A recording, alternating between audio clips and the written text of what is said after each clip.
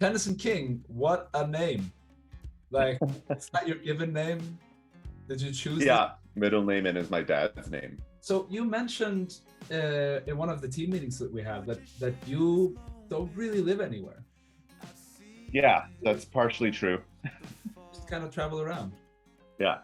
I mean, I'm based in like I have family in Toronto and Vancouver. I used to live in Toronto. I had an apartment and I got rid of it in 2017. Yeah. And then I've just been touring nonstop and then living in different places. Music has just enabled me to travel, but get paid for it and to connect with people in different parts of the world through music. Do you record your own stuff mostly? So I'll do a lot of demoing on my own. Then if I feel like it needs a little bit like studio quality, like if I'm tracking drums or certain things, then I'll like go to a studio somewhere. I've released songs that are just completely recorded at my studio. I just do it less now because I don't like being stuck inside all day. That's that's why I like traveling and touring more, because I like being outside and moving around. Yeah, it's fun. There's I guess like a fun romanticism in being nomadic. I have some notes written for this interview, and I have the first thing that's written here is nomad. Right. It is kind of obvious, I guess, when people even just look at my social media or even hear my music. It's a large part of my life currently. I grew up speaking Cantonese and English. Cantonese was my first language because I was born in Hong Kong, and then learned English when my family and I immigrated to Canada. You know, I was still a minority here, so there was a lot of sometimes scrutiny, or like you get made fun of if you don't speak English, right? So growing up, it was challenging.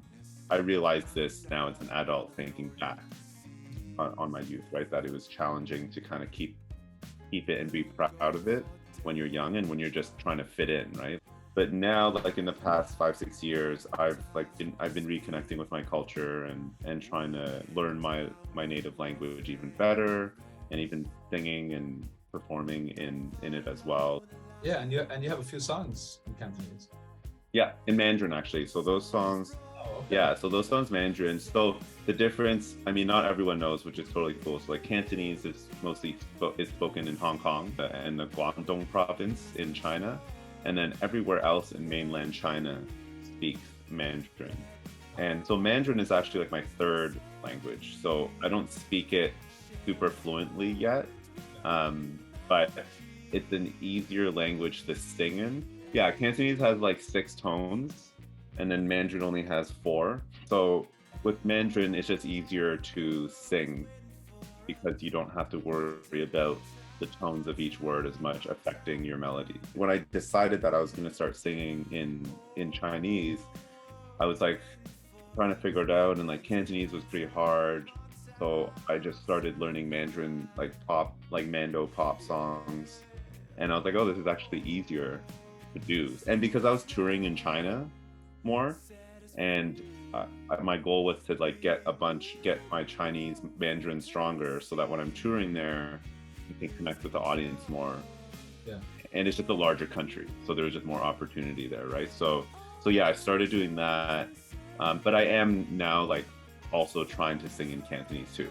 Yeah, I mean, it brings out a side where I become more like I'm more interested in learning about Chinese culture overall. It makes me explore more Chinese music. Like I'm always looking up singers and musicians who sing in Chinese, or music that's made in China or Hong Kong or Taiwan. So what do you got going on these days? You have new music coming out? Are you touring a lot? So I just finished a 2.5-month tour promoting my new album called Good Company. Yeah, and then November I'm heading to Australia to tour for a few months to promote album.